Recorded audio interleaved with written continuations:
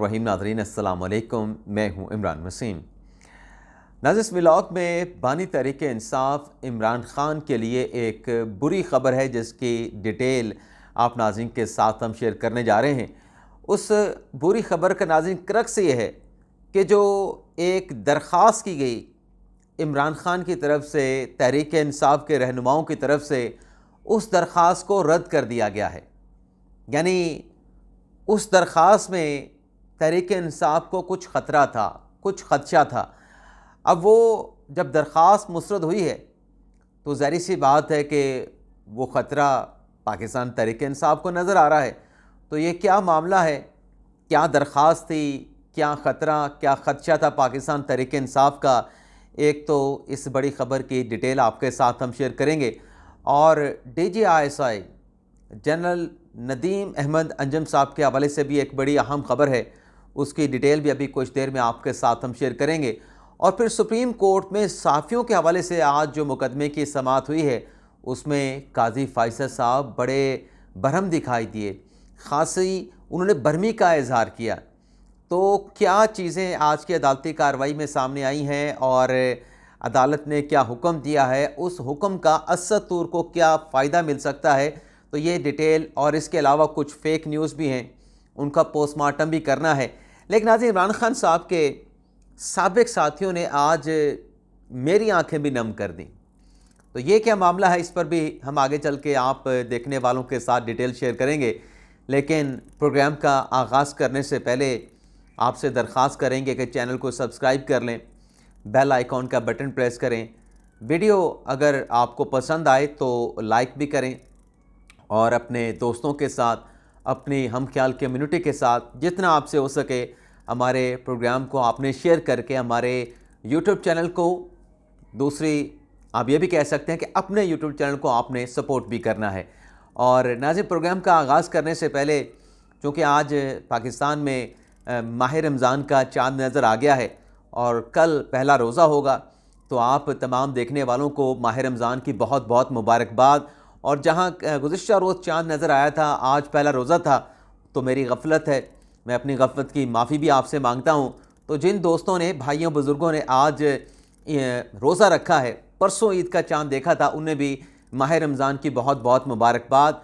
और मेरी पूरी उम्मत मुसलमान के लिए दुआ है कि माह रमज़ान का यह महीना अल्लाह ताला हमें ऐसे गुजारने की तौफ़ीक अता फ़रमाए कि हम अल्लाह ताला को भी राज़ी कर लें और अपनी आखिरत को भी संवार लें।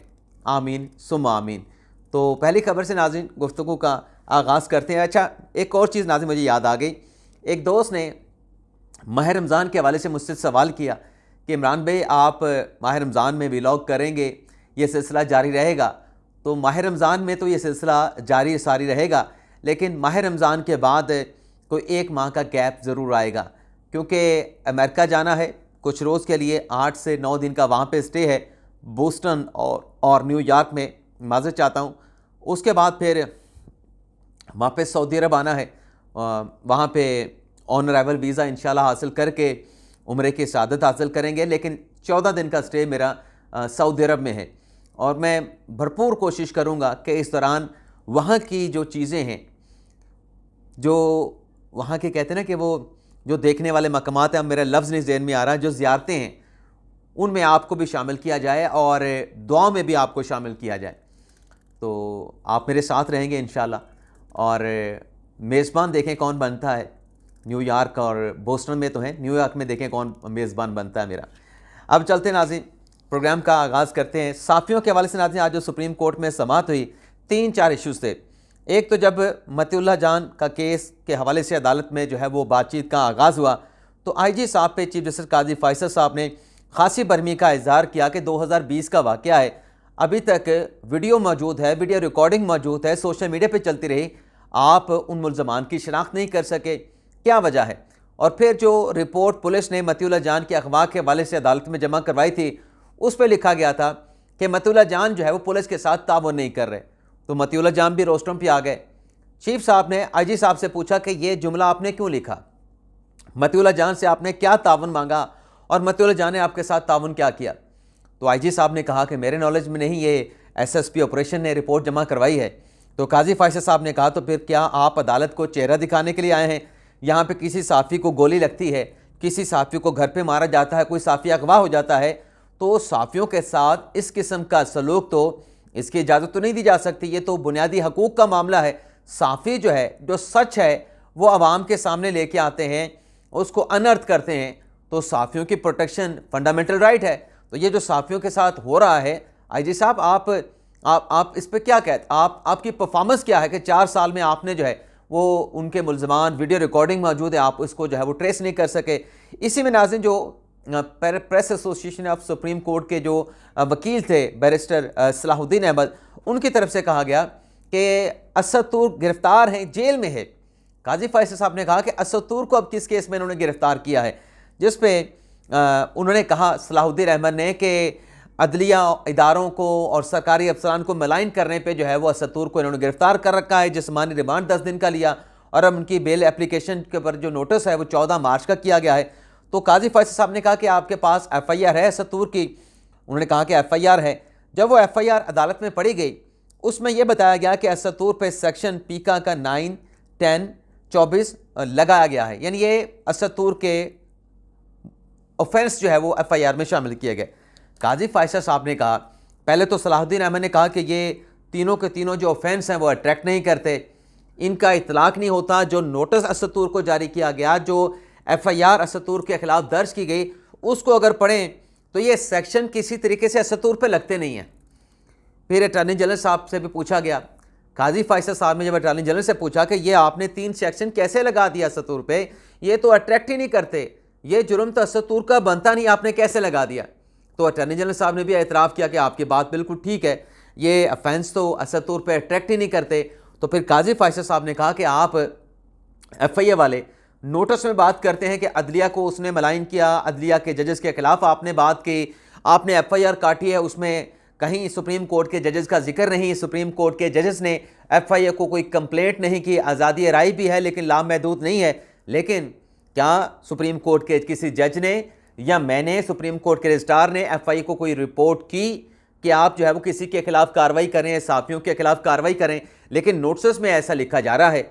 और फिर काजी फायसद साहब ने यह भी क्लियर कहा कि हमारे कंधों पे बंदूक इस्तेमाल करके, बंदूक रख के आप इसको इस्तेमाल न करें। तो इसके बाद काजी फायसद साहब ने कहा कि ये तो बड़े संगीन नौयत के जो हैं वो ऑफेंसेस लगाए गए हैं असद तूर पे, क्या हमने कोई शिकायत की? तो फिर काजी फायसद साहब ने यह भी क्लियर किया कि साफियों की भी जिम्मेदारी है कि सच बोलें, झूठ ना बोलें। और फिर यह भी कहा कि अगर कोई झूठ बोलता है, कोई गलत काम करता है, कानून को तोड़ता है, तो कानून के मुताबिक कार्रवाई करें। लेकिन यहाँ पे आपका नोटिस कुछ और है, FIR कुछ और है, ऑफेंस आपने और लगा दिए हैं। तो इसके बाद नाज़रीन फिर वो जो GIT बनी थी, उस GIT के ऊपर सलाहुद्दीन अहमद ने सवाल उठाया कि ये GIT इलीगल है, ये अनकॉन्स्टिट्यूशनल है, ये GIT बन नहीं सकती। और फिर जब कानून अदालत में पढ़ा गया, उस कानून के तहत वो GIT नहीं बनती थी। काजी फायसद साहब ने कहा कि इसमें आपने हमारी प्राइमरी इंटेलिजेंस एजेंसी ISI का नुमाइंदा शामिल कर लिया है। वो आपने कैसे शामिल कर लिया? जिस सेक्शन के तहत आपने GIT बनाई है उसमें तो लॉ इन्फोर्समेंट एजेंसीज़ का लिखा गया है, तो ISI तो लॉ इन्फोर्समेंट एजेंसी में नहीं आती। इस बात को एडमिट किया अटॉर्नी जनरल साहब ने भी, लेकिन उन्हें एक रूल का हवाला भी दिया कि इस रूल के तहत इंटेलिजेंस एजेंसी आ सकती है। काजी फायसद साहब ने कहा कि जो कानून है, रूल कानून से बालातर नहीं हो सकता। लेकिन बहरहाल आज की जो समात थी, इसमें एक और नुक्ता भी हुआ। काजी फायसद साहब ने कहा कि साफियों का काम सच लाना है, मीडिया का काम भी आवाम को सच बताना है। ये जो कमिश्नर रावलपिंडी ने बातें की कि चीफ जस्टिस ने धांधली कराई, तो मेरे लिए भी नई बात थी। काजी फायसद साहब ने कहा कि एक चीफ जस्टिस धांधली करवा सकता है। उसने कहा, काजी फायसद साहब ने कहा मेरी नई बात थी।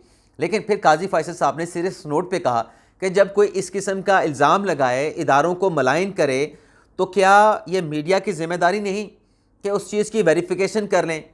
जिसने इल्ज़ाम लगाया वहाँ पे साफ़ी ठहरे थे, किसी ने कोई सबूत मांगा, कुछ नहीं हुआ।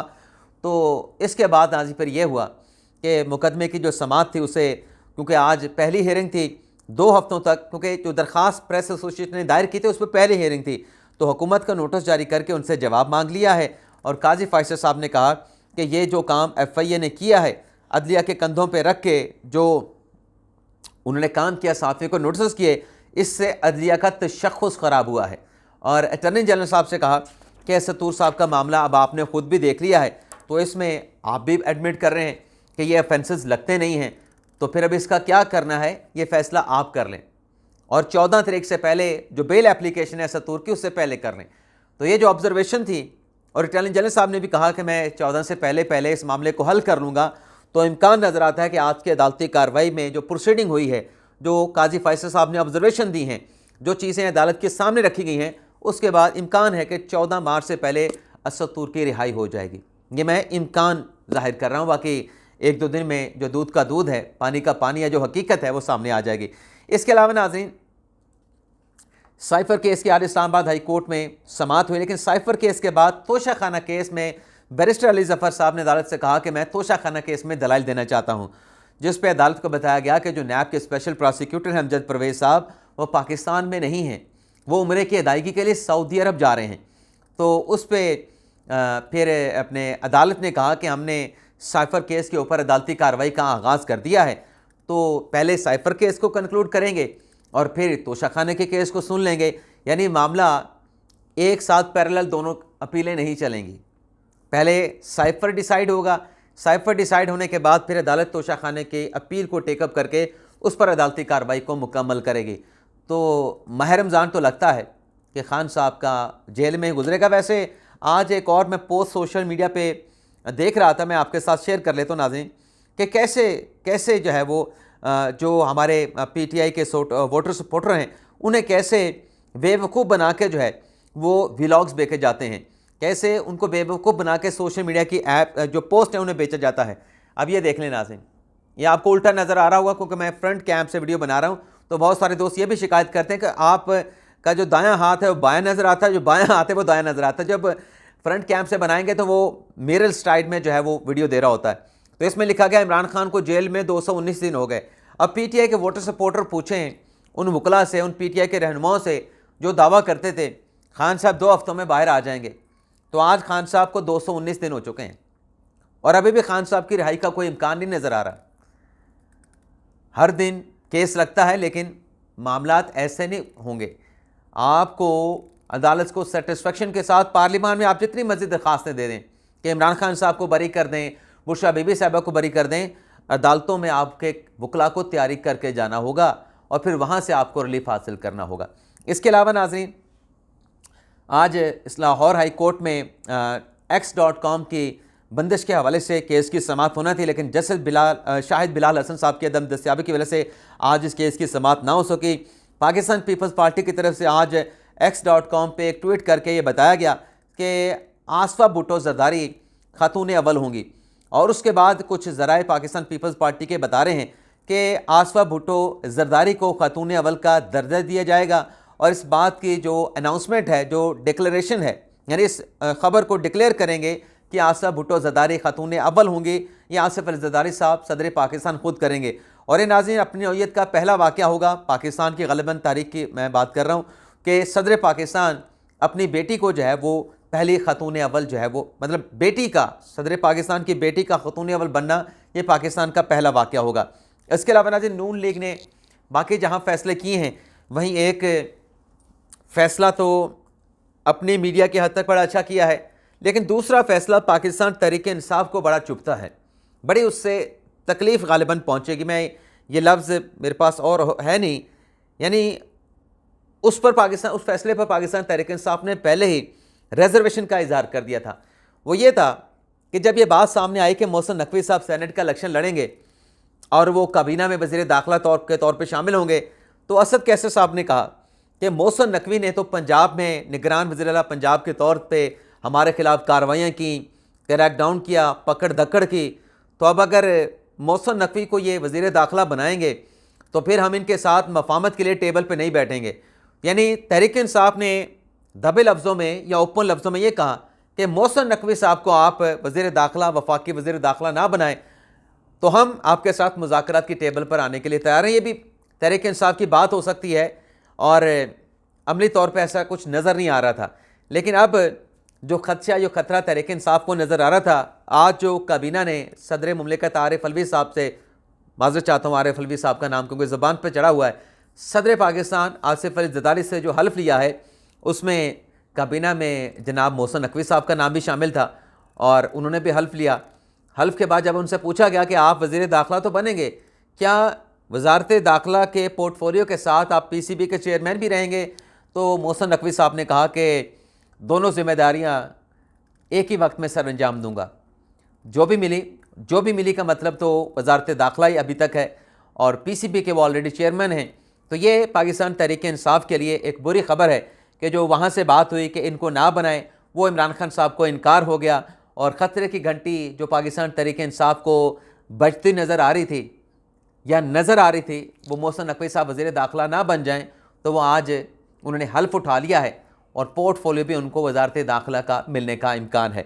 इसके अलावा नाज़रीन, अता तारड़ साहब को इंफॉर्मेशन की मिनिस्ट्री दी गई है, तो ये मेरे ख्याल से एक अच्छी चॉइस है। ये मेरी अपनी राय है, आप इसके साथ इख्तलाफ भी कर सकते हैं कि एक ऐसा शख्स आप मिनिस्ट्री ऑफ इंफॉर्मेशन पे लेके आए हैं जो मीडिया के साथ भी पिछले कुछ सालों से डील कर रहा है, जो सोशल मीडिया को भी बड़े अच्छे तरीके से समझता है और कानून की भी कोई समझ बूझ रखता है, क्योंकि वो पेशे के एतबार से जो अता तारड़ साहब हैं वो वकील भी हैं। तो ये मेरे ख्याल से ये एक अच्छी चॉइस है। बाकी चॉइसों के ऊपर बात ना करने का मतलब ये नहीं कि वो अच्छी चॉइस नहीं है, लेकिन मैंने जिसके ऊपर फोकस किया वो मैंने आपके साथ शेयर किया। बाकी ख्वाजा आसिफ साहब वज़ीर दिफा के तौर पे पहले भी रहे, अब भी हैं। एहसन इकबाल साहब को प्लानिंग का पोर्टफोलियो दिया गया है, इसी तरीके से बाकी लोगों को भी दिया गया है। वो भी अपने तौर पे बेहतरीन चॉइस होंगे, मुसमिक नवाज़ की बेहतरीन डिसीजन होंगे, लेकिन मैंने इन पे फोकस करके आपके साथ जो मेरी राय थी वो आपके साथ शेयर की। इसके अलावा नाज़रीन आ जाते हैं, आपको बताते हैं कि तहरीक इंसाफ के इमरान खान साहब के साथियों ने मुझे कैसे रुला दिया।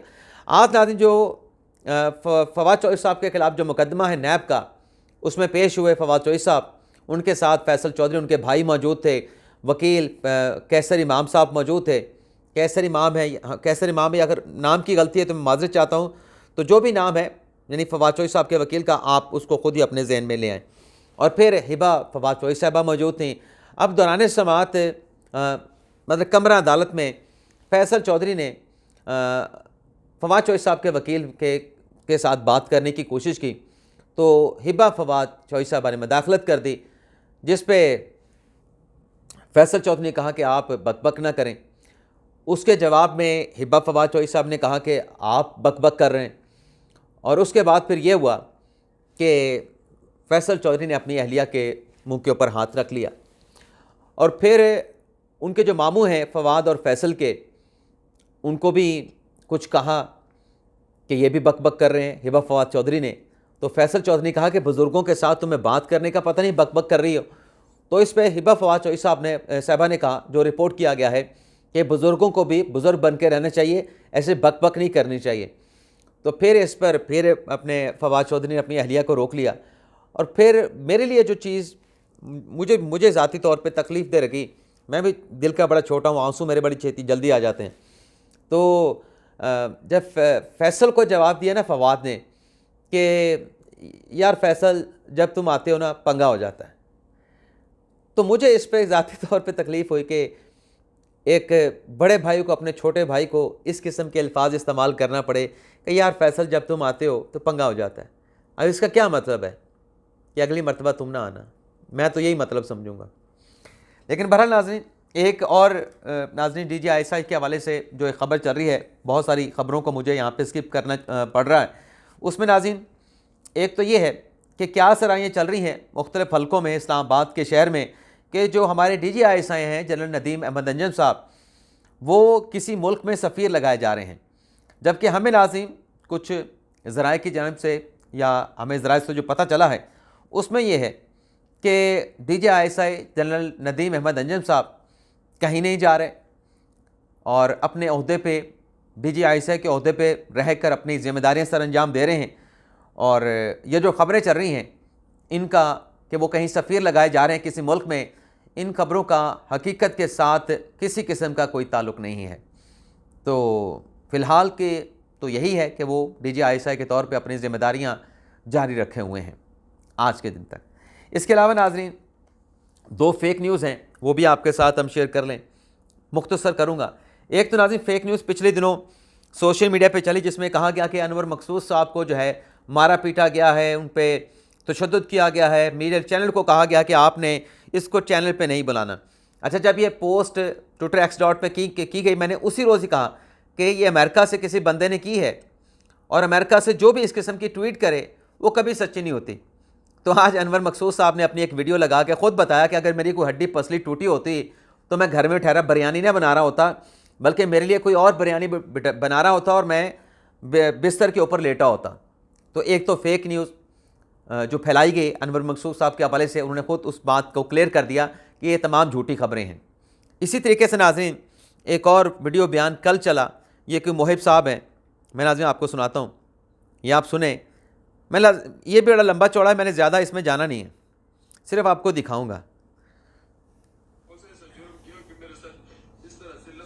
ये कोई मोहिब साहब हैं, ये कहते हैं जी मेरे साथ पुलिस की कस्टडी में हिरासत में बड़ा जुल्म हुआ।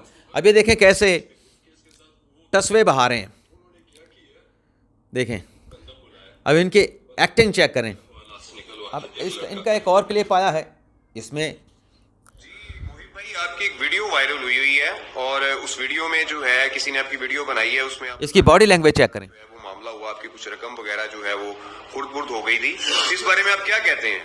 इसमें ये था कि हमारा एक मामला हो चुका हुआ था और वो फिर अल्हम्दुलिल्लाह सॉर्ट आउट हो गया। उसमें जो है ना जो हमारी रकम जो हमें मिल गई है, कुछ मतलब गलतफहमी थी वो भी खत्म हो गई है। अब इस मामले को जो है ना कोई नाम निहाल जर्नलिस्ट इसको मतलब वो यूज करना चाह रहे या वो गलत वो करवाना चाह रहे, ना हमारे इस मामले के साथ ताल्लुक है, हमारे सुलह हो चुके, ना हमारे किसी के साथ हुआ। लिहाजा मेरी अब ये पहले वीडियो में रो रहा है, उसमें इदारों पे इल्ज़ाम लगा रहा है कि इदारों ने मेरे साथ ये किया, और दूसरी वीडियो में उसमें भी आप इसकी एक्टिंग चेक कर सकते हैं, दूसरी में भी आप इसकी बॉडी लैंग्वेज देख सकते हैं। बड़ी दबंग किस्म की इसकी लैंग्वेज है, कहीं नहीं नज़र आ रहा कि किसी किस्म के दबाव का शिकार है।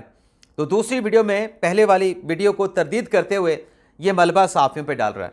अब इस किस्म के लोगों का नाज़रीन क्या किया जाए? मेरा सवाल है कि इस किस्म के लोगों को क्या किया जाए जो पहले कुछ और बयान देते हैं, फिर कुछ और बयान देते हैं, और हर बयान में किसी न किसी के ऊपर मलबा डाल रहे होते हैं। इजाज़त चाहते हैं नाज़रीन, अल्लाह हाफ़िज़।